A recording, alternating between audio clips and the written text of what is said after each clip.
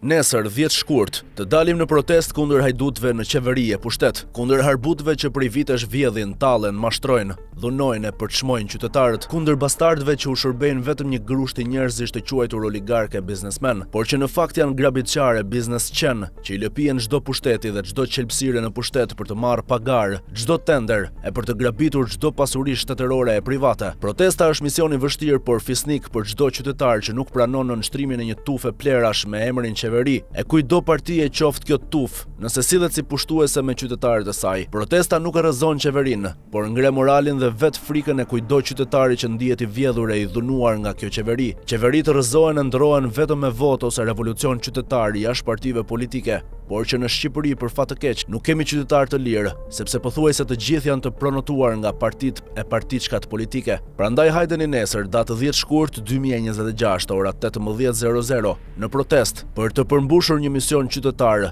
dhe kur mos heshni ndaj çdo qeverie për të protestuar për çdo të drejtë të dhunuar e mohuar, se heshtja ka vrarë kombe dhe është paradhome diktaturës së kamufluar si pluralizëm. Unë nuk mashtroj kurrë dhe nuk jam luftarak ndrimtar, që t'ju them atyre që më pyesin e më besojnë se në datën 11 shkurt do të kemi një qeveri të opozitës, por kjo qeveri e degraduar dhe degeneruar në çdo qeliz. Duhet të di që ka qytetarë që nuk i nënshtrohen dhe nuk shesin karakterin apo dinjitetin për një karrige të qelbur në prerjen e pushtetit kalbur. Ky është modeli që qytetarët italian protestojnë për të drejtat e tyre.